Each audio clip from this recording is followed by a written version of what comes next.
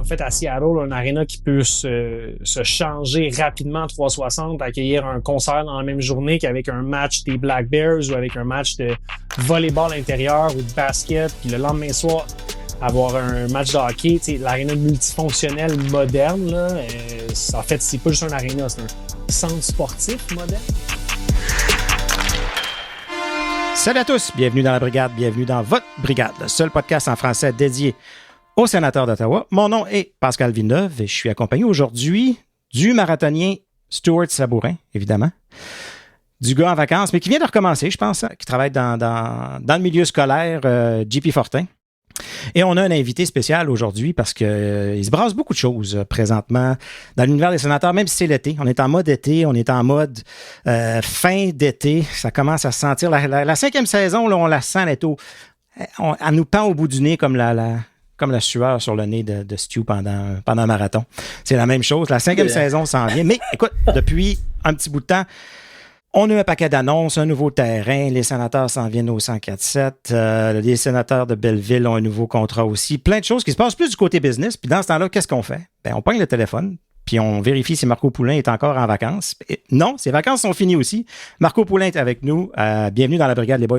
Bonsoir, messieurs. Bonjour. Content d'être avec vous ce soir. Juste un peu de poutine interne avant de commencer. On veut vous rappeler que vous pouvez nous suivre sur X, Instagram, TikTok ou La Brigade Pod. Et on vous invite à consulter, comme d'habitude, le labrigadepodcast.ca pour avoir accès à tous nos épisodes depuis le début et vous tenir au courant. Peut-être qu'on va avoir des petites annonces concernant la prochaine saison, la saison 5. Donc, la meilleure façon de vous tenir au courant. Marco, passé un bel été jusqu'à maintenant. On a entendu entre les branches que tu t'es promené dans le Saguenay-Lac-Saint-Jean. Puis là, apparemment qu'il y aurait une des deux régions qui était préférée par ta copine.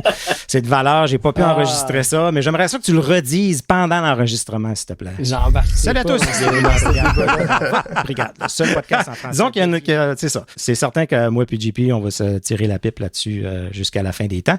Comme les gens le font au Saguenay et au Lac-Saint-Jean, ça va jamais mourir. C'est quoi la rivalité en Ottawa, Marco, tu sais-tu? C'est-tu Elmer, Gatineau ou Buckingham, Masson-Angers? Je sais pas, hein? Les guerres de clocher, là, tu sais, les bonnes vieilles guerres de clocher, là, c'est Hull et Gatineau. Ah, c'est vrai? Oui, OK. Pour moi, c'est plus Hull et Gatineau que Hull et Elmer, mais bon.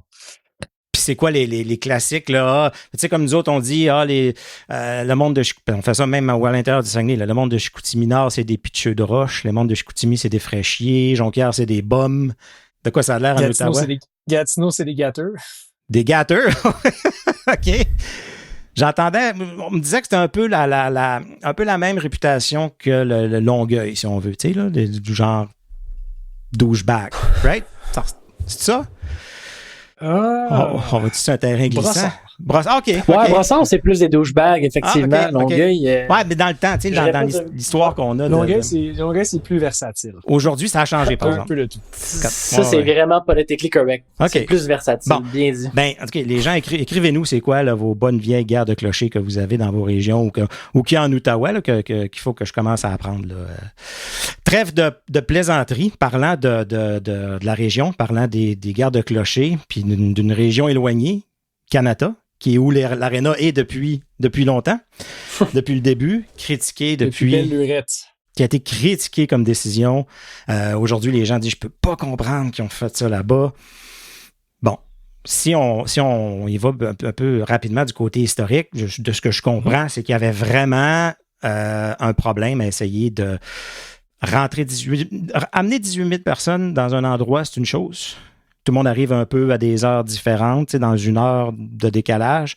Sortir 18 000 personnes d'un endroit, c'est d'autres choses. Puis sortir 18 000 personnes du centre-ville à Ottawa dans les années 90, quand le système d'autobus était correct, mais tu n'avais pas de transitway, je pense, tu n'avais pas de métro, pas de train, pas rien de ça, ça se trouvait difficile. Puis finalement, quelqu'un dit « Hey, moi, j'ai un terrain à quelque part dans le fond, dans un champ, puis je vous jure qu'un jour, ça va devenir bien populaire. Ça va se développer. J'ai le terrain, c'est gratuit. Allons-y là-bas. » Si on parle de l'historique en général aussi, dans les années 80-90, pas que c'était partout, mais il y avait quand même une plus grande mode à s'étendre puis à aller avoir des arénas ou des complexes sportifs à l'extérieur des grandes villes. Pas qu'il n'avait pas dans les centres-villes. Ouais. Le centre-ville est apparu en 95-96, puis c'était au centre-ville. Il y a d'autres villes aussi comme ça. Mais on regarde ailleurs, on parle des Sharks de San Jose, par exemple, où est-ce que l'aréna a été développée dans ces années-là aussi, à l'extérieur, vraiment d'où est-ce qu'ils sont les centres-villes là-bas. Et on peut en nommer beaucoup d'exemples dans la région de New York, région de Philadelphie. Ottawa, c'est un peu la même chose. C'était pas un automatisme comme ça l'est aujourd'hui un peu plus, là. C'était très différent dans le sens, les perspectives de l'époque, les mœurs des gens étaient pas les mêmes qu'aujourd'hui. Le transport en commun, c'était pas du tout la même vision qu'on a aujourd'hui de ça. Et surtout, dans ce temps-là, on se disait, bon, mais Canada est en train de croître. Ça a un potentiel de devenir la banlieue numéro 1, l'endroit où les gens vont s'implanter. Silicon Valley du Nord, qu'on disait même, là, parce que beaucoup de high-tech qui s'installaient dans ce coin-là. Là. Puis l'aréna a été construite de cette façon-là, où est-ce que, on se rappelle, la quantité de loges, c'était l'aréna dans la Ligue nationale qui avait le plus de loges, à l'époque, le Centre Corel et tout, parce que il y avait ces compagnies-là, les Corel de ce monde, justement, ils possédaient 2, 3 loges à des différents niveaux dans l'aréna. À l'époque, le gouvernement fédéral avait le droit d'avoir plus de monde. C'était très différent. Fait que le but, c'était on grandit, on fait ça gros, en fait. On construit, on fait ça gros, les arénas. Centre Bell a été construit de la même façon, où est-ce que c'était gros, c'est massif. Là, on revient vers une mode qui est très différente, où est-ce que, on veut les expériences et tout. On essaye du mieux qu'on peut depuis plusieurs années avec ce qui est aujourd'hui Centre Canadian Tire de réanimer ça pour rendre ça un peu plus moderne, avec offrir une expérience qui n'est pas juste sur la glace, mais qui se retrouve dans les estrades, puis pour les fans. Mais là, on commence à, si on veut, tirer la chandelle par les deux bouts d'une façon parce il reste plus grand-chose qu'on peut tirer là, au Centre Canadian Tire. On arrive au bout du rouleau. C'est sûr que le centre-ville, ça fait longtemps qu'on en parle. On a passé très, très près à l'époque, en 2017-2018. C'est tombé à l'eau.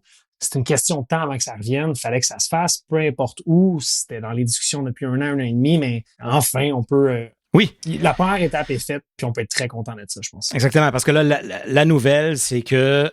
puis, tu sais, à chaque fois qu'on a une nouvelle, depuis les 10 dernières années, on s'est excité, puis on a dit, oh, ça s'en vient. Puis, tu sais, il y a eu le rendez-vous Le Breton, puis il y a eu Jill Melnick qui avait fait son propre bid, puis on avait les Desmarais qui avaient fait leur propre offre, puis tout ça. Puis, à chaque fois, on était excité, puis on dirait qu'on s'est tellement fait brûler souvent que là, arrive cette nouvelle-là, un peu plus officielle, que les sénateurs d'Ottawa et Capital Sports Development, donc qui est comme l'entité, si on regarde à Toronto, c'est Toronto Sports Entertainment, je pense, c'est MLSE, puis chaque place a son groupe qui englobe plus que le hockey. Donc, vraiment, on signait un contrat pour 11 acres d'occupation sur les plaines de Breton, 45 000 pieds carrés à peu près. Moi, un acre dans ma tête, je n'ai aucune idée de quoi ça a l'air. Puis vraiment, les plaines de Breton, ceux qui sont venus à Ottawa, qui ont vu le marché, le musée de la guerre, directement en avant du musée de la guerre. On peut pas dire centre-ville, parce que tu sais, c'est quand même à quelques pas du centre-ville, juste à l'extérieur, mais écoute, une distance là, de marche là, qui va se faire. Mais une proximité avec 2 centres-villes, hein, faut pas oublier ça. Le centre-ville officiel de Gatineau est à c'est aussi proche. 1 quelques kilomètres de ça, puis le centre-ville d'Ottawa est à 1 quelques kilomètres. Donc, c'est l'endroit parfait. Les deux peuvent se faire à pied. On traverse le pont des Chaudières, puis on est rendu là aussi. Ça sera pas chaud au mois de février, là, mais non, c'est pas grave. Bien habillé, ça va. On va mettre un service de navette. Marco, est-ce que le 11 acres a un lien avec le numéro 11 de Daniel Fredson? Moi, je me suis posé la question. On voit des 11 partout, hein? Non, puis 11 acres, si on regarde, puis je sais pas si vous avez pris le temps de regarder, c'est où ce terrain-là? C'est pas très gros, hein? Non, on n'est pas dans c'est un rectangle mince, dans la vision. Là. Oh oui, on n'est pas... si les gens peuvent se mettre en perspective, ils ont Google Maps à portée de main, ils peuvent regarder. On n'est pas où est-ce que, exemple, il y a le Blues Fest juste après l'été, ou est-ce que c'est juste en face du musée de la guerre.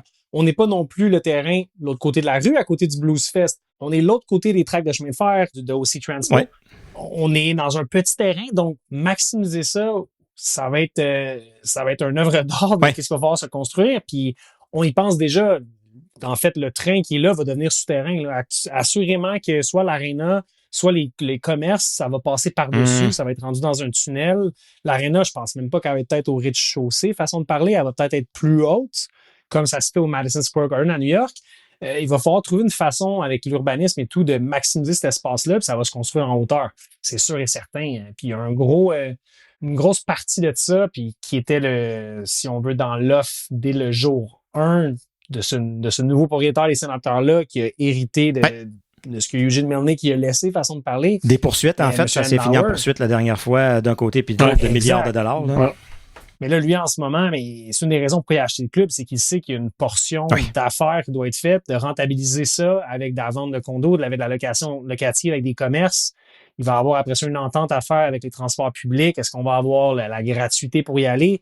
Il y a beaucoup de choses à s'en venir encore, mais regarde, le premier pas est fait officiellement. On a toujours pensé qu'il était fait, mais il n'y avait rien de signé. C'est comme si c'était un faux premier pas, finalement. Là. C'est juste qu'on s'approchait de la porte, là, on l'a traversé. Là. Mais moi, je pense qu'une annonce comme ça, en sachant que c'est M. Andlauer qui est à la tête de ce projet-là, on dirait que j'ai une confiance absolue, aveugle, qui va mener le bateau à bon port. C'est comme si, depuis qu'il a acheté, tout va bien, il n'y a pas de scandale, ça se passe, il n'y a pas 52 rumeurs, ça se passe un peu en arrière, puis à un moment donné, on apprend une nouvelle. Puis ça va toujours de mieux en mieux, ce qui fait que je pense qu'on a le droit d'être un peu plus excité de cette nouvelle-là que dans le passé. Puis on parlait d'un prix d'à peu près 30 millions, je pense que ça n'a pas été dévoilé, mais le prix semblait être autour de ça, je ne sais pas si tu as entendu d'autres choses. Non, puis c'est pas... moi, je trouve que c'est quand même chèrement payé, façon de parler. Je sais pas dans l'entente, j'ai pas été voir dans les clauses, mais tout ce qui est la décontamination. Ah oui, c'est ça. Qui assume quoi? Ça, c'est des gros coups de contamination à plusieurs millions en partant. Il y a ça, puis ça, c'est la première chose qui va se faire, le point de vue prendre pelleté de terre avant qu'il y ait quelconque construction qui puisse arriver. Comme je disais tantôt, on a une rail de train, de tram qui est juste en dessous. Bon, mais comment, au niveau architectural... tout ça va rentrer en ligne de compte avec l'ingénierie. Tu sais, moi, je le répète en ce moment, puis j'en parle avec des gens, on est à 6-7 ans d'une façon optimiste, réaliste d'avoir une première saison là. Puis ça, il faut être conscient de ça. Mais on va s'en rapprocher avec les années qui avancent. C'est ça. Puis oui, ça va attirer beaucoup de monde. Oui, ça va être plein de positifs, mais comme tu dis, on a un 6-7 ans à aller à Canada. Fait que laissons pas l'aréna là-bas faire la différence. Continuons à le remplir parce que ils ont même l'année passée, ils ont commencé à faire des améliorations, ils ont fait des rénovations. Ils savent qu'ils en ont pour un petit bout encore. Puis on va en profiter. On va espérer être capable d'y faire un meilleur hommage que ce qu'on a pu faire, malheureusement, au vieux Bob, l'aréna des Olympiques qui a cessé d'être occupé pendant la pandémie. On n'a jamais réussi à y faire un bonjour ou un adieu comme il se devait. Canada, qui est un maudit bel aréna. Quand tu arrives là-bas, veux pas, en forme d'un colisée, tout rond, moi, je trouve qu'ils ont vraiment fait une belle job. Donc, on va continuer d'y donner un peu d'amour, c'est certain. Mais on s'entend aussi que d'un niveau commercial puis d'un niveau monétaire, ça rentre en ligne de compte parce qu'ils possèdent aussi ce terrain-là, Canada. Là. Quand ça, l'aréna n'est plus là, qu'est-ce qui va se construire là? Comment il va monétiser cet espace-là? Puis pas juste l'aréna, tout l'espace de stationnement autour. Ça, c'est des commerces là, qui vont se construire. C'est tout cet aspect-là aussi de l'investissement d'1 milliard qui est mis. Comment il peut avoir un retour sur investissement? Ça aussi, ça va rentrer en ligne de compte. Là. Puis ça, c'est pas à négliger, veut pas, pour un propriétaire de nos jours. Ça fait partie intégrale de l'entente. Toute la portion, si on veut, qu'on va dire en anglais, real estate, en fait partie de toute entente. Puis eux autres savent qu'ils ont des cartes à jouer là-dedans s'ils veulent bien monétiser leur investissement. J'imagine que l'équipe des Black Bears suit avec les sénateurs dans ce projet-là aussi, non? Écoute, c'est loin. C'est sûr et certain. Mais c'est loin. Sûr, moi, ça va venir avec, s'ils veulent venir. Encore une fois, comme dit Pascal, c'est loin, mais je pense que l'aréna va être là pour accueillir un peu, comme ils ont fait à Seattle, un aréna qui peut se changer rapidement 360, accueillir un concert dans la même journée qu'avec un match des Black Bears ou avec un match de volleyball intérieur ou de basket, puis le lendemain soir, avoir un match de hockey. L'aréna multifonctionnelle moderne, là, en fait, c'est pas juste un aréna, c'est un centre sportif moderne. C'est ce qu'on va vouloir. Là. Ça va être la façon. Il parlait de doubler le nombre d'événements qu'il allait être capable de faire. Là. Fait que 2 fois plus d'événements, incluant le sport, l'événementiel, puis tout ça. Là.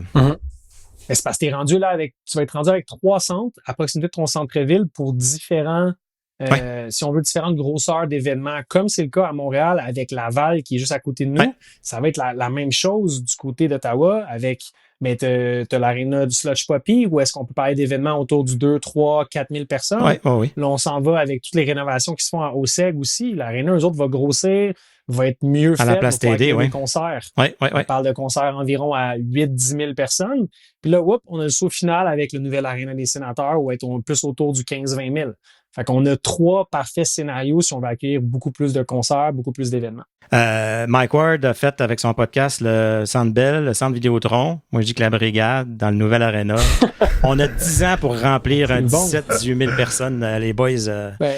On est rendu à la saison 5. Ah oui, c'est ça. Tantôt, tu le mentionnais. C'est... Rendu là. Pilote automatique, c'est fou. C'est fourrette. C'est fourrette. Des fois, on a de la misère à le croire nous autres mêmes. Puis, je ne sais pas si on va faire un Arena, parce que dans les années, tu sais, le CTC, il est relativement gros par rapport aux autres arénas. Il pogne le 18, 19. Ça va être plus dans le 16 000 d'après moi. Je peux te le dire hein? tout de suite, ça va être beaucoup plus petit. Je peux te le dire tout de suite, puis je suis prêt à gager beaucoup. Okay. Sur ça. Ça va être un aréna qui va être autour de 16 000. C'est sûr et certain. Le but, ça va être, on est dans un marché aussi qui est plus petit. On parle de Ottawa-Gatineau, on est à 1,4 million de personnes en tout, 1,5. C'est pas un énorme marché. Non. Pour la Ligue nationale, surtout avec beaucoup de fonctionnaires et tout. Le but, c'est de créer une rareté dans ton produit. Donc, plus que tu as de place de libre, plus qu'il y a moins de rareté. On parle du prix des billets, créer de la rareté, remonter ton prix. Faut que tu aies, si on veut, ce phénomène-là d'engouement que c'est tout le temps plein. C'est difficile de se procurer des billets. Il faut qu'on soit à 15-16 000, c'est sûr et certain. Originalement, le Centre Canadian Tire, Centre Corel à l'époque, on parlait de 22 000 places. Puis à l'époque, comme je disais tantôt, c'était la grosseur. Ouais. Le monde voulait faire ce gros. Le Centre Bell aussi, ça s'approchait du 22 000. Chicago United Center, ça a été construit dans les années de Michael Jordan, fin 80, début 90. C'était 22 000, 23 000. Puis encore aujourd'hui, c'est du 21 000, 20 000. C'est très différent à ce qui se fait à Seattle, à ce qu'on voit. Utah, ils n'ont pas encore leur arena, mais Vegas, par exemple, on est vraiment dans les alentours du 16-17 000. Là. On veut être un peu plus petit, mais avoir des zones spéciales où est-ce que les gens ont plus d'espace pour marcher, où est-ce que cette portion-là de je peux bouger, je suis pas pris sur ma chaise pendant 2h30, 3h, puis je me lève juste pour aller aux toilettes ou chercher une bière ou une pizza. Là. Puis, c'est très, très, très différent. Le comparatif, les gens, comme les Américains avaient les stades de baseball, les stades de football, c'est tous des stades énormes. On parle de 50, 60 000 personnes. Fait que pour le hockey, ils se disent, on peut sûrement en mettre 20, 25, 30.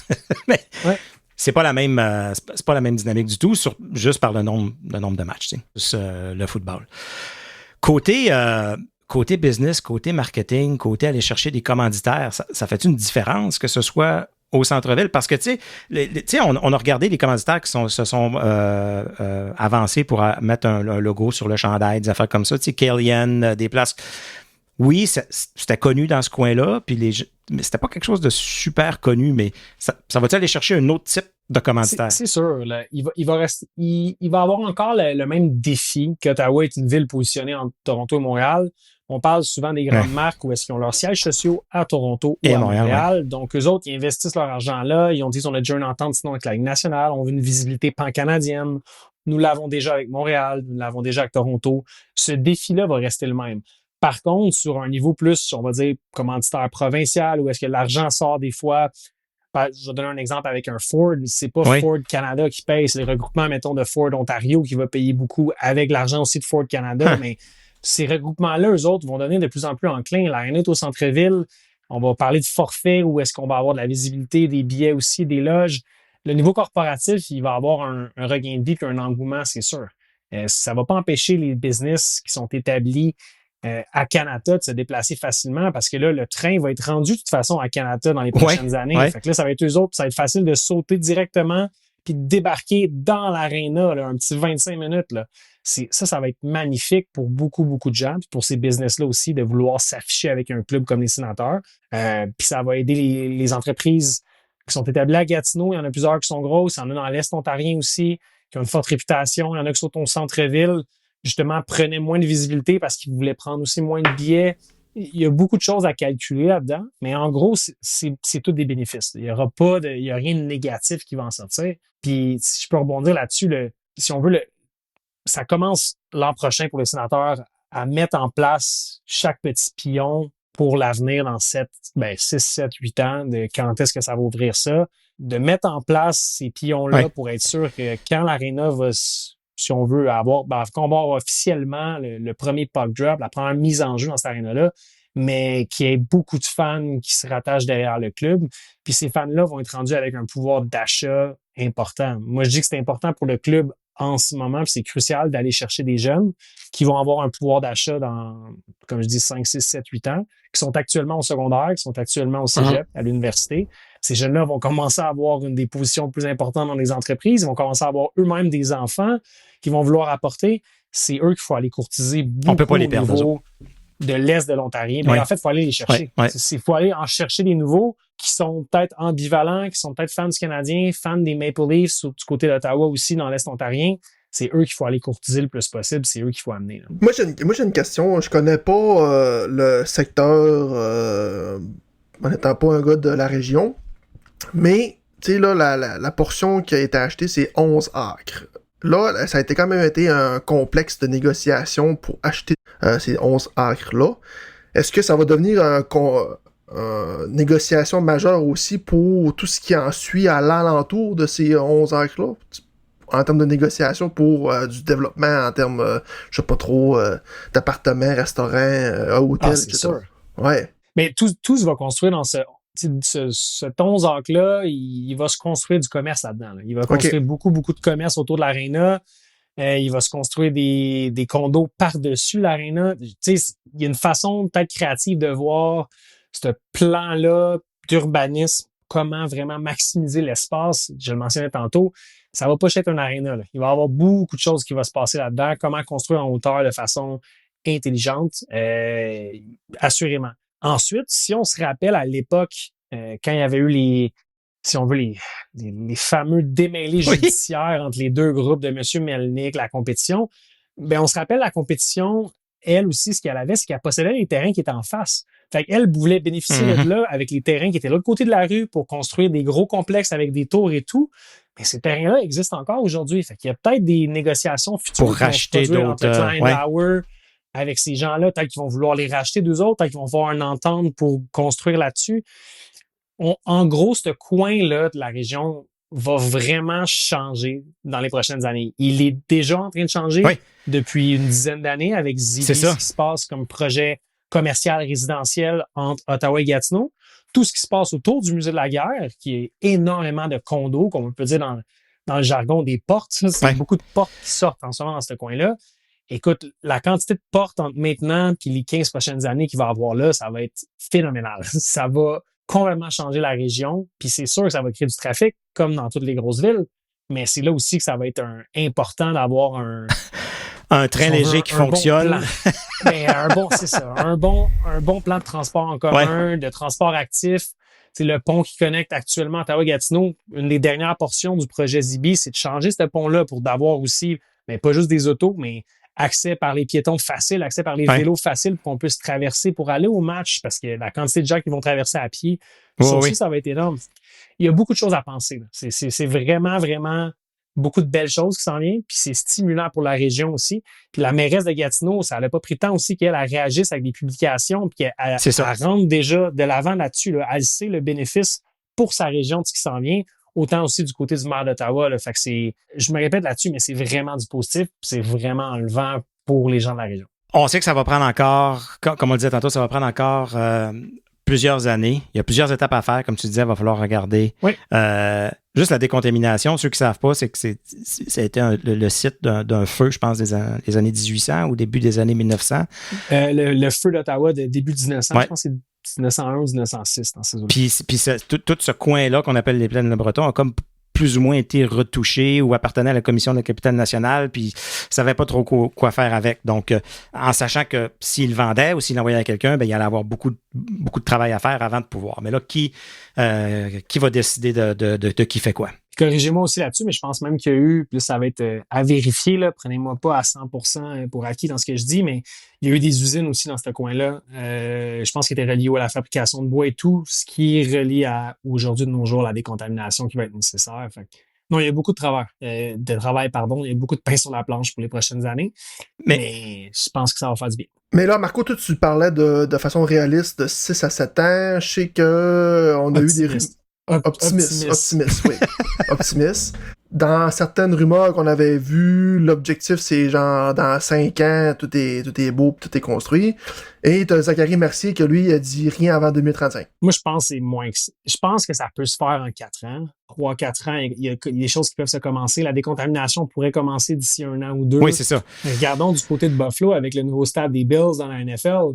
Ça a pris du temps avant que ça commence quand c'était officiel.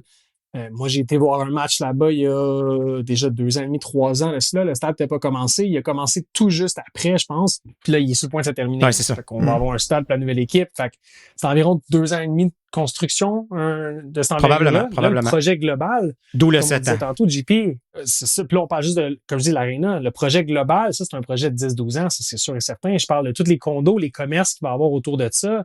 Juste de finir le paysagement, probablement, on va parler d'une dizaine d'années pour avoir un projet complet puis plus avoir de cône orange dans ce coin-là.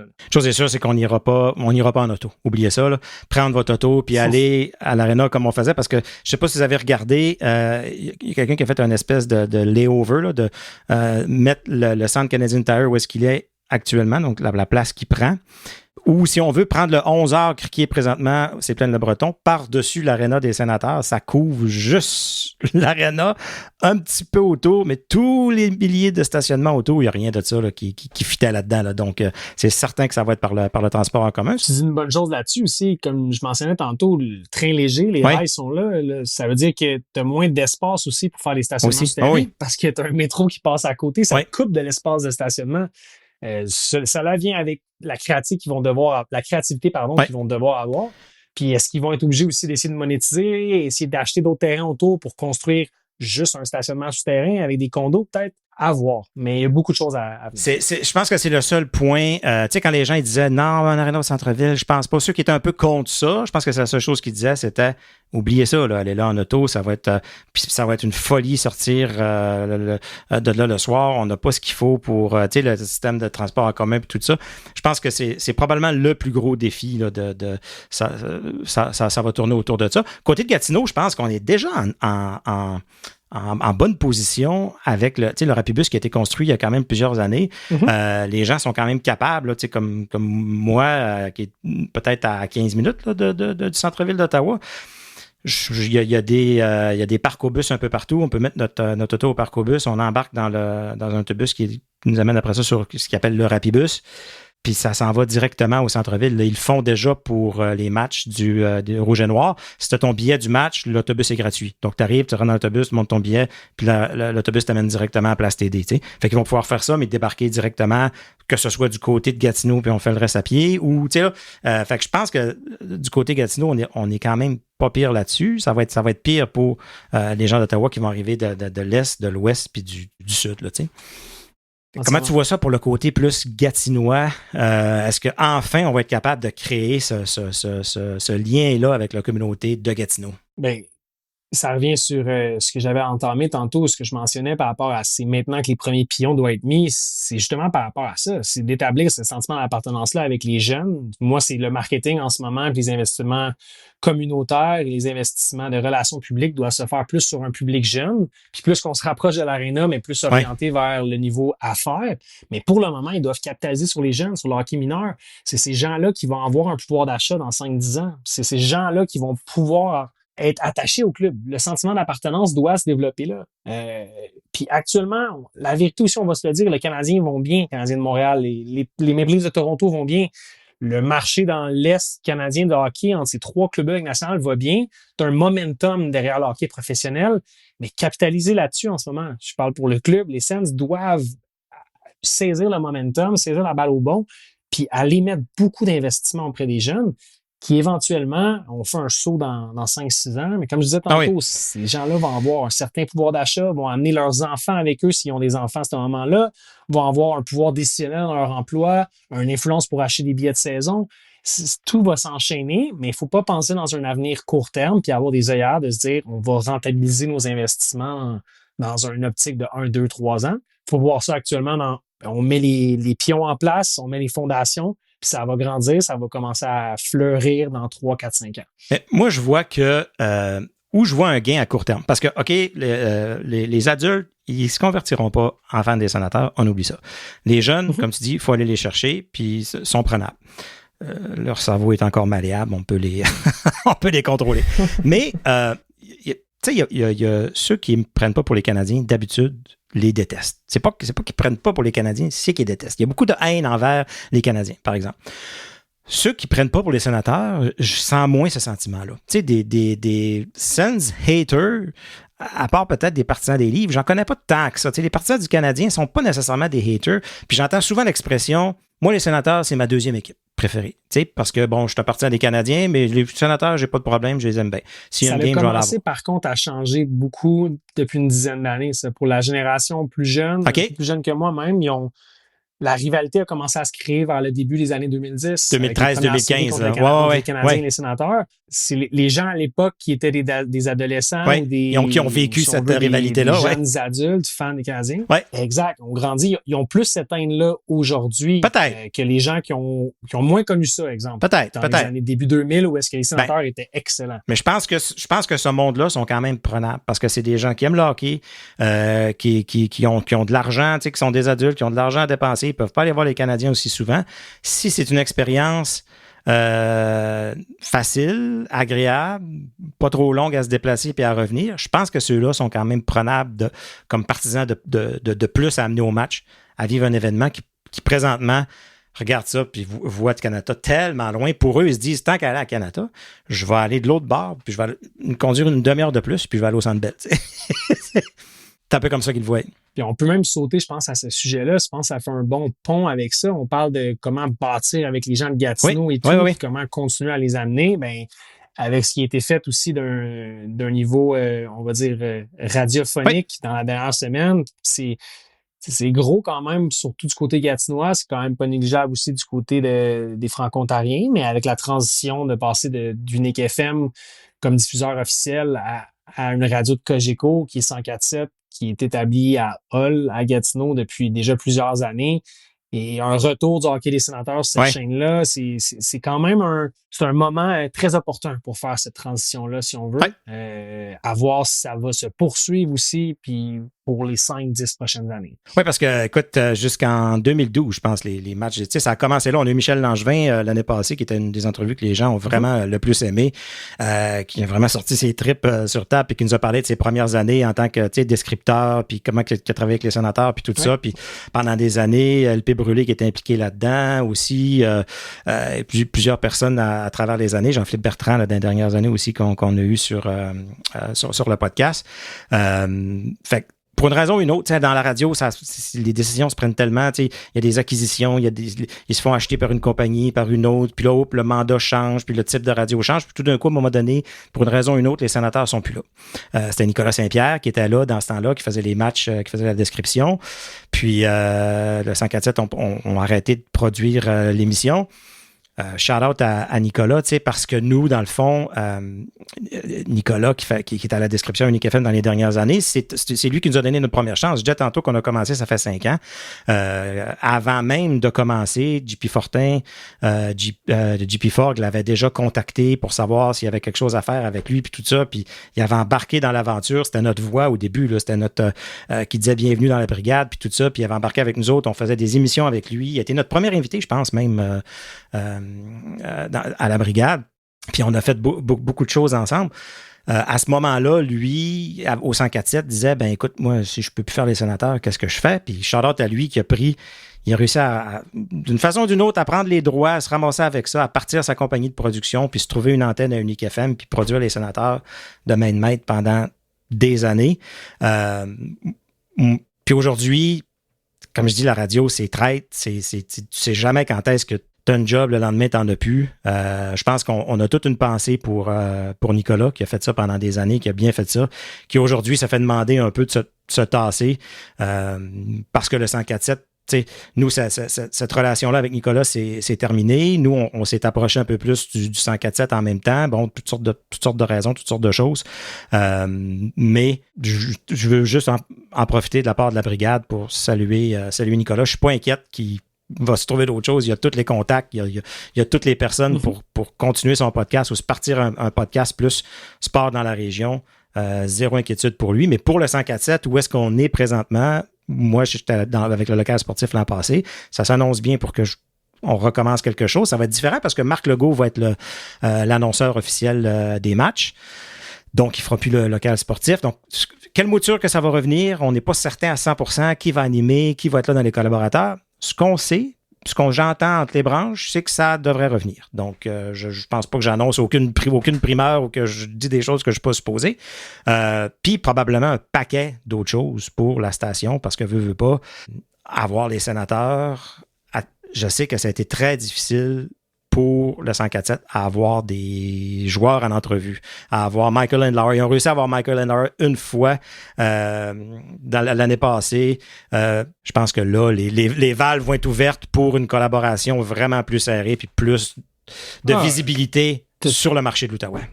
Ah, ben c'est sûr. Puis faire attention, on se dit marché de l'Outaouais, mais 104.7 a quand même aussi beaucoup de gens qui écoutent du côté franco. Oui, certain. Il y a aussi partout. Puis tu as une antenne en plus, ben, on va dire, pan-national, façon de parler, mais au niveau de la province pour certaines émissions, comme tu le sais et tout, Pascal. Fait que, tu sais, c'est différent, mais par contre, faut dire les vraies choses. Puis ça, je disais tantôt qu'on l'espère, ça va être là pour un bon moment, puis qu'ils peuvent bâtir ça aussi une fondation solide parce que pour que les gens comprennent, l'entente officielle entre Bell Media et les sénateurs d'Ottawa a été signée bientôt il y a 10 ans. C'est la 10e année de cette entente-là sur un contrat de 10 ans qui se termine cette année.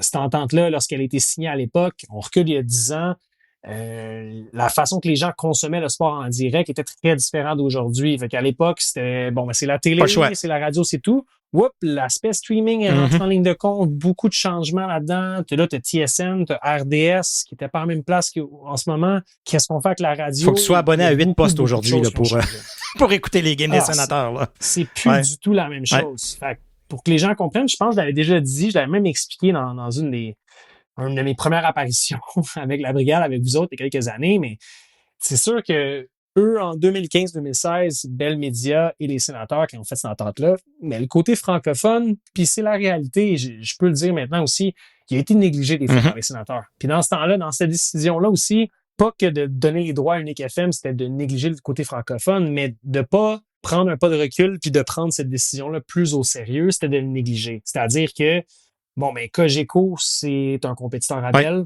Jamais on donnera ça à Cogeco. On ferme l'histoire. Merci, bonsoir. Y a-t-il une radio dans le coin qui n'est pas affiliée? Oui, francophone unique. Vas-y. Merci. Tu sais, ils n'ont pas vraiment pris ça à cœur, puis ils n'ont pas évalué les pour et les contre et tout. Ça a été précipité. Puis par la suite, Unique FM, ils ont essayé de se débrouiller avec ce qu'il y avait, puis comment cet entente-là a été fait avec eux, puis ils ont tout donné. Puis ça, je veux dire. Puis Nicolas a fait des pieds et des mains pour se débrouiller avec des accès peut-être qu'il n'y avait pas à l'époque. Ça a complètement changé. On avance à 10 ans aujourd'hui pour passer ça, puis c'est plus du tout la même chose.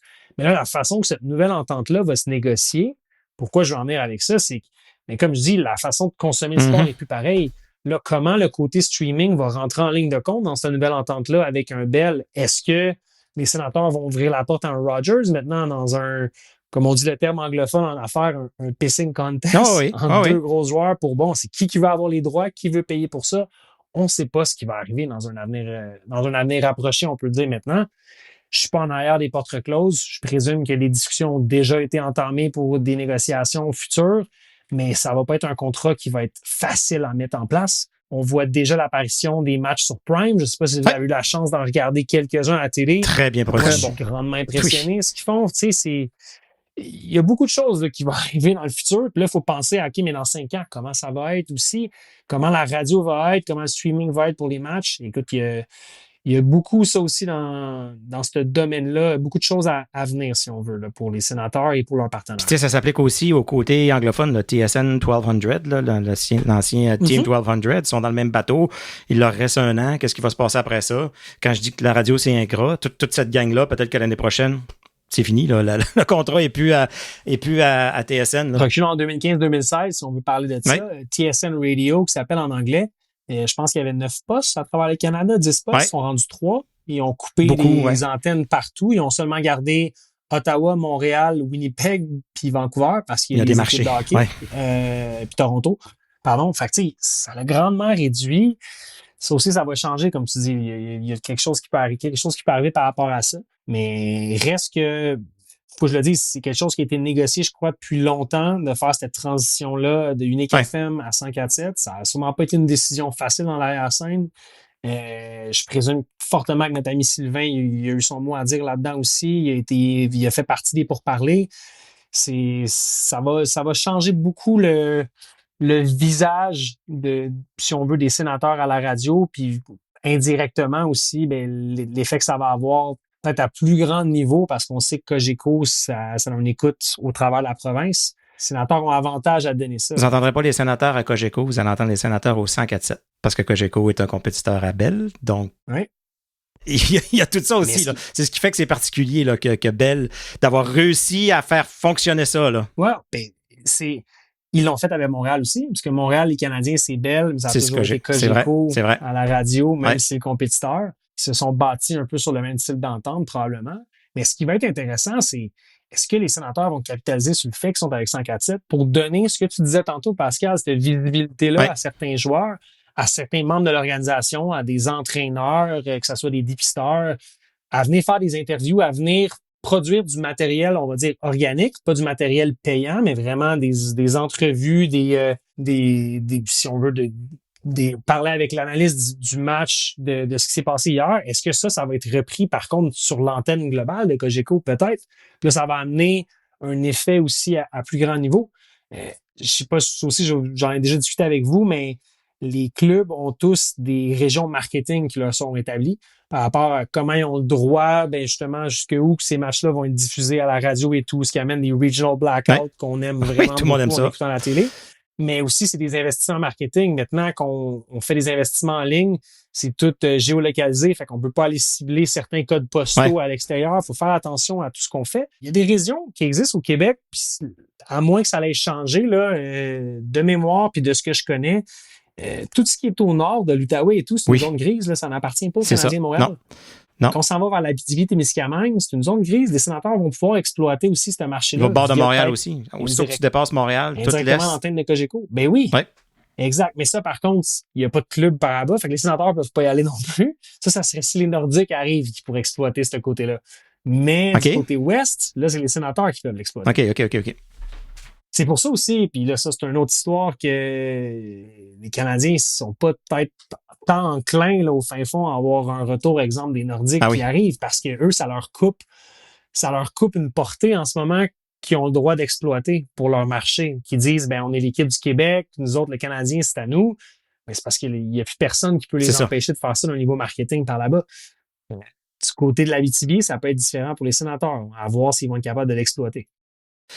C'est quand je disais qu'il y a beaucoup de bonnes nouvelles côté business, je pense que ça le touche. Ça fait juste nous rendre encore 10 fois plus excités que la saison commence. On a parlé pendant 1 heure, puis on n'a jamais nommé un joueur à part le numéro 11, puis on n'a jamais mentionné personne d'autre. Donc, un épisode un peu différent, mais tellement intéressant. Tu sais, c'est drôle, je suis tombé sur une vidéo tantôt où les Nordiques revenaient pour la première fois au Colisée en 2002. Puis pendant une espèce de match d'exhibition, puis il y avait un gros débat à savoir quel chandail que les joueurs vont porter. Puis tous les joueurs, les 3 joueurs, donc Foot, Sakic, puis Forsberg, qui étaient les 3 qui avaient joué pour les Nordiques, avaient le chandail des Nordiques. Tous les autres avaient le chandail du Colorado. Mais de voir le Colisée plein comme ça, les gens pleuraient, je pense, dans les estrades. Puis j'arrête pas de le dire, comme réaliser la chance qu'on a d'avoir un club de la Ligue nationale à Ottawa. C'est un petit miracle qu'une région comme Ottawa, canadienne, ait un club de la Ligue nationale. De ce que je comprends, quand ils ont fait leur bid, là, quand il y a eu une demande d'équipe de l'expansion, chaque chose que la Ligue nationale disait, OK, si vous voulez une équipe, vous devez avoir ça, vous devez avoir un aréna tel, vous devez avoir... Le sénateur disait, oui, on va faire ça. Comme ils ne savaient pas comment est-ce qu'elle allait le faire, ils ne savaient pas que si elle allait être capable, mais c'est pas grave. Ils ont dit oui à tout. Puis finalement, écoute, quand il dit maybe Rome was built in a day, c'est un peu ça qui est arrivé. Donc, je pense qu'il faut continuer d'en profiter, de l'apprécier. On a eu peur dans les dernières années. On s'est fait menacer de déménager l'aréna, de vendre l'équipe. Andlauer achète l'équipe pour la déménager. Écoute, on est tellement à des années-lumière de ça. On a passé proche de la perdre. Il ne faut plus que ça arrive. Puis on n'a pas le choix. Il faut faire fleurir cette bannière-là. Je veux, pour clore le sujet du 5 à 7, là, je reviens sur le 5 à 7. Tu sais, là, l'entente est de 1 an. Ouais. Est-ce que c'est une formalité? Est-ce que pour que ça devienne à long terme? Je peux pas croire que tous ces démarches-là aurait été considéré comme une audition, entre parenthèses, d'un an avant que ça... Les chances sont fortes que ça continue par la suite, mais tout va dépendre. Puis comme on dit, faut pas être dupe non plus, faut pas se mettre la tête dans le sable. Les pourparlers entre Bell Media et les sénateurs sont probablement, très fort probablement déjà en cours là, pour le renouvellement de cette entente-là. C'est une entente massive de 5, 10, 12 ans qui va avoir lieu. Mais là, comment ça, cette portion-là francophone, radiophonique et télévisuelle avec RDS aussi va jouer là-dedans? Ça, c'est un des petits détails dans l'entente parmi tant d'autres là, qui va devoir se mettre en place. Il n'y a pas 12 joueurs qui peuvent bider sur ce contrat-là. C'est ce que je me dis. Fait il n'y en a pas juste un, mais il n'y en a pas 12 non plus. Fait que si c'est Bell Media qui gagne encore, on se dit, écoute, la négociation va être facile. Si c'est un autre joueur qui gagne, là, est-ce que le 104.7 va réussir à s'entendre ou va réussir à aller chercher cette portion-là des droits radiophoniques francophones? Rappelez-vous avant, du côté, je pense pas que le francophone était inclus à l'époque, mais l'ancien partenaire des sénateurs, c'était Rogers. Était à Sportsnet à l'époque, les matchs, en anglais. Ouais. Ça l'a changé en 2015 quand Bell est rentré dans le portrait. Puis Bell était là originalement, si on recule à les matchs au début des années 2000 et tout, c'était avec TSN 1200 et tout. Ils ont été perdus pendant, je pense, 5 à 10 ans là, pour Rogers. Par contre, il n'y avait aucun match francophone. C'est pour ça que quand c'est revenu en 2015, c'est là qu'RDS aussi, c'est devenu très intéressant pour le club. Puis ça, par contre, au niveau télévisuel, ils n'ont pas laissé tomber le marché francophone. Ils ont donné ces droits-là. Puis ça a juste grandi. Moi, j'étais avec le club de 2016 à 2020. Puis les nombres de matchs ont grandi pendant les années que j'ai été là par rapport au nombre de matchs télédiffusés à RDS2. Puis aujourd'hui, on parle d'une 60aine de matchs en tout. Fait que c'était du bien de voir ça aussi là, pour le côté francophone. Yes, à part de ça, côté business, je pense qu'il y a juste eu peut-être les sénateurs de Belleville qui se sont entendus pour prolonger là, un contrat, je pense, de 3 ans pour l'aréna là-bas, qui est une bonne chose. On va avoir l'équipe quand même proche. Je pense que c'est la tendance dernièrement, là, plutôt que d'avoir des clubs écoles à distance d'avion super loin. On essaie de garder les équipes assez proches. C'est un marché naturel, une proximité naturelle, à part, je pense, toi, JP Fortin, c'est des bancs verts que t'aimes pas là-bas, là, mais... Ouais, moi, je comprends pas pourquoi il y a des bancs verts, mais...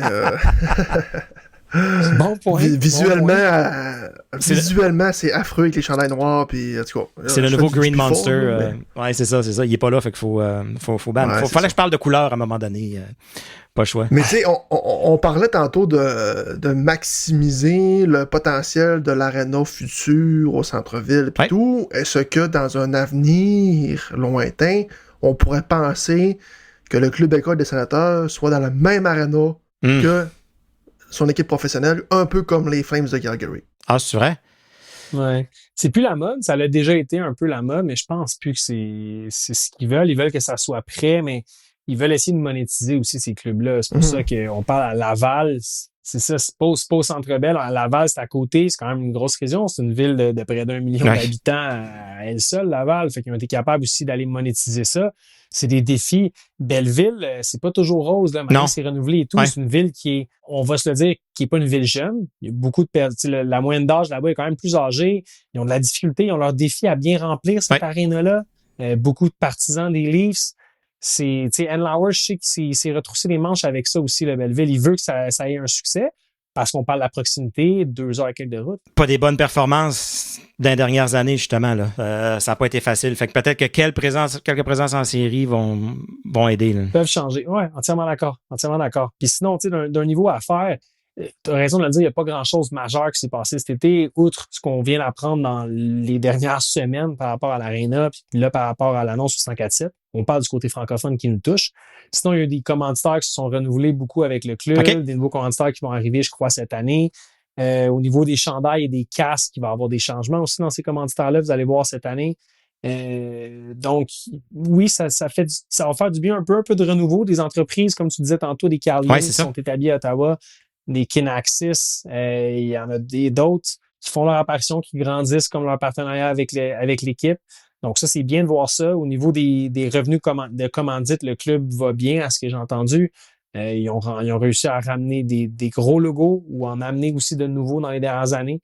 Donc ça va de bon train pour l'année à projeter. Mais comme je dis, c'est un marché qui est difficile quand même. Tu parles marketing. Je suis curieux de t'entendre sur comment tu trouves le 3e chandail des sénateurs. Moi, je le trouve correct. Moi, je suis pas fan. C'est sans plus. Sans plus. En fait, j'ai vraiment hâte de le voir. Tu sais, ce qu'il va me faire, c'est quand sur la glace, surtout à la télé, là, c'est là que tu le vois le plus souvent, ou sur les réseaux sociaux. Juste comme ça, pas sur un joueur.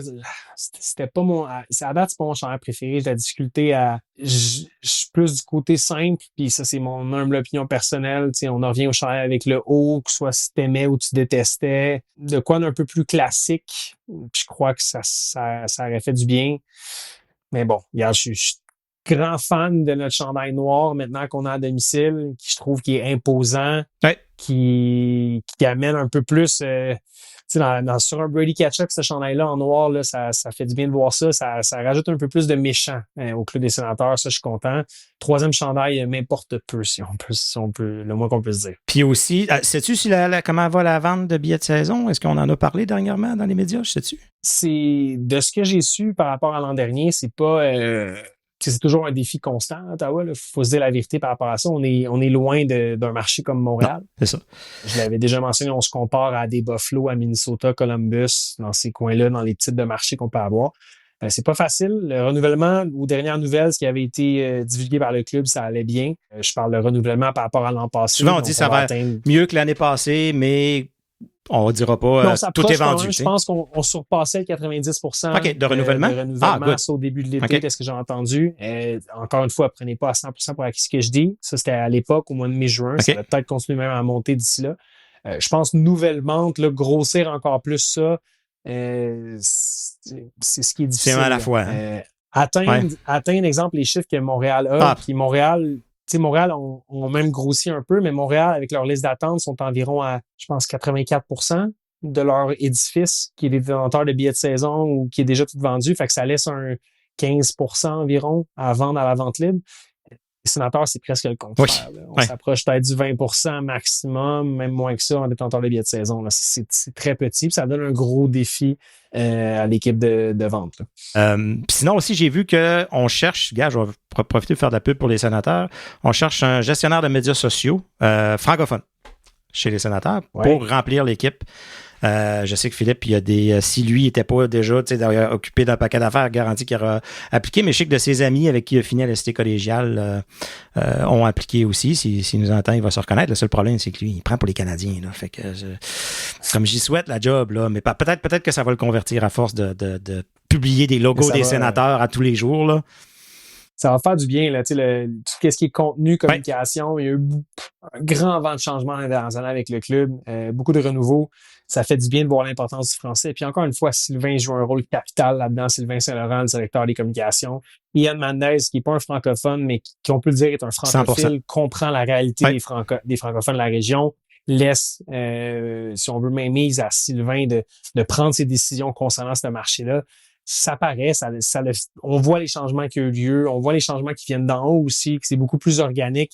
C'est plus naturel, le francophone, maintenant, pour les Sénateurs, que ça l'a déjà été depuis l'arrivée d'Ann Lauer. Donc, ça, c'est chapeau à l'organisation pour ça. Puis je pense que d'engager quelqu'un aux médias sociaux qui est en charge du contenu, qui est francophone, puis qui va aider à stimuler aussi ce type de contenu-là, c'est encore une fois, c'est juste une bonne nouvelle là, pour les années à venir et pour l'aréna qui s'en vient aussi, le rapprochement des communautés plus francophones de Gatineau et de l'Est Ontario. 100%, ça passe par les médias sociaux aujourd'hui. T'as pas le choix d'avoir une grosse présence. Écoute, on suit des clubs de la Ligue nationale que normalement on ne suivrait même pas juste parce que leur équipe de médias sociaux est tellement bonne. Les blagues qu'ils vont faire, les visuels qu'ils vont partager.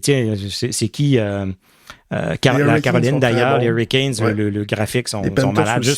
Tu suis juste pour voir ça, là, tu sais. Fait que. Puis ça, c'est gros marché, petit marché, c'est accessible à tout le monde. Faut avoir une bonne présence là-dessus. Puis la parenthèse là, à ce sujet-là, tu sais, exemple, l'équipe du Canadien de Montréal, point de vue médias sociaux, contenu, communication. Puis là, je touche même pas au marketing, au reste, là, mais juste médias sociaux, contenu, communication, relations publiques, ça se regroupe ensemble. Les Canadiens, on parle d'une vingtaine de personnes en tout. Les Sénateurs, il y a une époque, lorsque j'étais là, on parlait de 3 personnes. Là, on est rendu peut-être, avec Sylvain et tout ce qui est en train de construire, on va être rendu peut-être une dizaine. Là, fait que ça change beaucoup. Là. Puis on a besoin de ça. Parce que oui, comme tu dis, tout passe par là, puis l'avenir s'en va vraiment par là aussi. Puis sinon, une place qui a l'air d'être une porte tournante là, dans les dernières années avec les sénateurs, on a vu qu'une autre offre d'emploi, mais là, on cherche un VP marketing avec les sénateurs. Oui. Puis apparemment que ça fait comme plusieurs qui passent dans les dernières années. Moi, j'efface là, avec une efface sur le tableau de les années Melnyk. Je me dis, gars, garanti qu'il y avait leur raison. Mais quand même, cette année, c'est un nouveau. Il va avoir fait 1 an. Puis on va chercher à trouver quelqu'un encore. Y a-tu de quoi qui explique ça? T'as-tu une idée de ce qui explique la difficulté? Ben, c'est un poste qui est ingrat aussi. Faut le dire. Il y a beaucoup de pression qui vient avec ça. Souvent, on essaie d'aller chercher de plus en plus aussi avec on parle de la Ligue nationale, le hockey en général, professionnel, des profils qui sont plus diversifiés, peut-être qu'ils viennent pas non plus du monde du hockey. On veut amener une perspective différente de ce monde-là parce que ça fait du bien, puis on s'en va vers le divertissement beaucoup plus que le hockey pur et dur. Donc, si tu veux que ton marketing aille vers là aussi, il faut que tu ouvres la porte à des nouvelles idées, des gens qui sont différents. Par contre, ce monde-là, de ce que j'ai vu puis au travers des années, c'est qu'ils sont peut-être pas prêts à tout ce qui vient avec travailler pour une équipe de la Ligue nationale. Puis la pression qui vient, c'est un mode de vie qui est très, très, très différent. Si tu viens pas du monde du divertissement ou si tu viens pas du monde sportif, ça peut être une adaptation qui peut être difficile. Je veux pas me le cacher. Puis c'est pas une réalité qui est standard, peut-être, dans un monde d'agence marketing. Oui, parce que il y a quand même des différences. Vendre un produit physique, ou vendre un médicament, tu peux te faire un plan, à court terme, moyen terme, long terme, puis voir la vision, mais quand tu es dans le divertissement, quand tu es dans le sport, tu te fais un plan, puis l'équipe est supposée d'être bonne cette année. Elle n'est pas bonne du tout. Fait que tout ce que tu avais pensé faire, ça ne marche plus, il faut recommencer. Ou l'équipe, non, au contraire, est vraiment bonne. Ou ça commence super bien. Puis, tu vis avec les hauts et les bas. Il y a un échange, il y a un scandale, il y a ci, il y a ça. Donc, j'ai l'impression que ça prend quelqu'un qui est capable de rouler avec les coups au quotidien puis de changer ses priorités versus un planificateur qui regarde ça d'un peu plus haut. Je sais pas. Mm-hmm. Non, c'est... Tu dis, bon, c'est pas... c'est vraiment pas standard comme métier, comme emploi. C'est pas routinier. La pression, elle vient. J'en doute pas que M. Andlauer, s'il voit des mois ou s'il voit un mois qui s'en vient, il y a eu des blessures avec le club, ça va moins bien, des mauvaises nouvelles, ça affecte cet aspect-là externe que tu contrôles pas, affecte quand même tes matchs. Tu as des horaires qui sont un horaire qui est moins le fun, ou est-ce que tu as beaucoup de matchs en début de semaine à Canada, on revient tantôt, toutes ces réalités-là. Bon, ben, t'as beau avoir tout ce plan-là défini que tu t'étais mis en tête, qui était là pour toutes les quarts, tu avais divisé ton année, exemple, en 3 on fait tout ça. Mais il y a plein de choses, il faut que tu mettes à la poubelle, il faut que tu t'adaptes. Là, ça devient plus une réalité de chaque jour. Qu'est-ce qu'on fait demain? Comment est-ce qu'on peut stimuler le prochain match? Revenir après ça avec, mon plan global de l'année, ma stratégie, moins mes tactiques. Comme je dis, c'est différent. Puis dans le monde du divertissement aussi, souvent, on parle c'est un gros événement, c'est un concert, c'est une tournée, ça dure 4-5 mois, on a une prédiction, on sait d'avance qui s'en vient, c'est une personne ou un groupe qui est la tête d'affiche qui suit. Là, c'est une équipe, c'est 22 joueurs différents qui ont tous des impacts différents aussi avec le club. C'est un échange qui peut avoir lieu. C'est une blessure. C'est des habitudes qui sont difficiles à prendre. Si tu viens pas de ce monde-là, comme je dis, ça peut être beaucoup. On se le cachera pas. Puis on parle là, je sais pas aussi du niveau salarial, c'est-tu compétitif et tout. J'en doute que oui, ça doit être le cas, mais quand même. Il y a plusieurs facteurs. Vois-tu Michael Andlauer apporter quelqu'un de Montréal, de son environnement avec les Canadiens? Tu l'as-tu vu aller chercher un poacher ou aller piger dans l'environnement de Montréal sans être nécessairement les Canadiens, mais tu sais, dans ses embauches? C'est sûr, c'est un petit monde. Hein, ça peut-être pas juste du Canadien, mais de son passé ailleurs à gauche. On l'a vu au niveau hockey, hein, il l'a fait avec Hamilton, qui était son club école dans la Ligue de l'Ontario, dans la OHL. Il a été le faire. Donc, c'est un petit monde, le hockey. Ça roule un peu comme ça. On le voit avec les entraîneurs. C'est la même réalité qui va se faire aussi au niveau administratif, surtout au niveau cadre, avec des gens plus au niveau de l'exécutif. C'est sûr et certain. C'est un petit monde, ça se joue comme ça. Est-ce que ça devrait être le cas? Je peux me prononcer là-dessus, pas tout le temps, je crois, là. Mais en même temps, c'est ce qui aide aussi des fois à amener ces gens-là à la place qu'ils sont. J'imagine que mon commentaire venait au niveau des cadres. Est-ce que Ottawa est un assez gros marché pour avoir un bassin assez large de candidats? Ah non, faut que tu ailles ailleurs. C'est ça, OK. T'as pas d'autre choix. OK. T'as pas d'autre choix. Au niveau des cadres exécutifs, tu fais le tour rapidement. On peut parler, exemple, au niveau de, je sais pas c'est quoi le mot en français, mais en anglais, un CFO, un Chief Financial Officer. Il n'y en a pas une pelletée, il n'y en a pas à la tonne à Ottawa. Là. Les noms se passent rapidement, c'est un petit monde, ils se connaissent tous. Tu vas chercher soit des gens établis ou tu veux faire monter un VP à un niveau CFO par la suite. C'est les seules choses que tu peux voir. Sinon, tu vas à l'externe. C'est ça. Si tu vas à l'externe, c'est-à-dire que tu vas à Toronto ou tu vas à Montréal ou tu vas aux États-Unis chercher quelqu'un. OK. Mais là, au marketing, c'est un gros double tranchant parce que si tu vas chercher quelqu'un de Toronto, y a-tu une compréhension assez grande du marché francophone? Peut-être pas. Si tu vas à Montréal, mais là, tu as d'autres biais. Est-ce que tu veux quelqu'un de trop francophone? Tu sais, c'est difficile. On se le cachera pas. T'as envoyé ton CV, c'est fait? T'as envoyé ça, oui? OK. T'as appliqué? Marco, merci vraiment beaucoup d'être venu nous jaser. C'est tout le temps passionnant, tout le temps palpitant. On va te souhaiter un bon été. On va laisser l'année commencer. On va laisser les choses se placer. Ça serait peut-être intéressant de te reparler pour voir si jamais il y a de l'avancement encore dans le...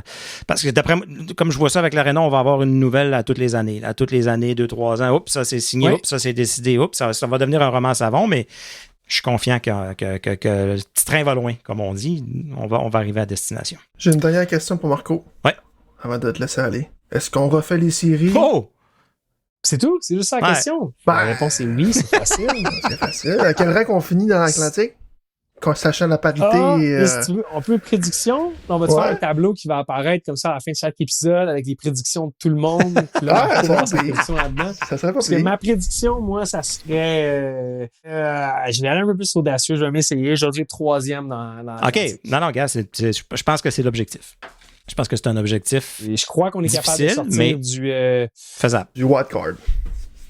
Ouais, je crois qu'on peut sortir du wildcard cette année. Ça va être difficile. Est-ce que c'est réaliste? Oui. Est-ce que je crois que d'autres clubs sont plus en pente descendante? Assurément. D'autres clubs vieillissants. Mais en même temps, il y a d'autres clubs aussi comme nous qui poussent vers l'avant. On va pas se leurrer. On va se dire, on va pas se faire les cachettes. Dis pas Canadien, dis pas Canadien. Détroit s'en vient. Canadien s'en vient. Détroit s'en vient en arrière. Faut dire la vérité, là. C'est ce qu'il y en est. Fait qu'eux autres vont faire la pression. L'Atlantique, c'est rendu la division la plus... où est-ce que c'est le plus corsé dans la Ligue nationale, selon moi. Je pense que est-ce que ça va être le plus serré? C'est rendu l'Atlantique, là, autant dans l'Ouest que dans l'Est. On dit ça des Blue Jays au baseball, puis ils sont premiers dans la Ligue aujourd'hui. On va espérer la même chose des Sénateurs qui vont dominer la parité. C'est fou. Ça prend pas grand-chose, puis on pourrait être surpris d'un Buffalo cette année, exemple. Peut-être qu'il n'y a aucune attente. Tout marche. Ils connaissent une saison incroyable. On sait Josh Norris, 40 buts. On sait pas. Si les épaules tiennent. C'est ça, exactement. Oui, Marco, encore une fois, merci sur cette sage prédiction. Et puis, écoute, JP Fortin, garde la tienne. On se reprendra pour le premier épisode. Sûrement qu'on va faire nos prédictions aussi au début de l'année. Oui. Puis là, on va challenger. Je veux voir JP qui fasse le petit tableau des prédictions avec tous nos noms, notre petit visage. Là. C'est où est-ce qu'on s'enligne avec ça? On va mettre ça sur l'assiette à JP. Tu sais, moi, je suis le dernier en bas. Là. Normalement, je suis pas mal... Si on se fie à ma performance dans les poules, c'est pas très bon. Tu vois, c'est dans la cave. Hey, merci les boys. Puis tout le monde, dans la semaine du 10 septembre, probablement 10, 11, 12, de la fin de cette semaine-là, le premier épisode va être sorti. Excellent. Merci, Marco. Merci à vous, messieurs.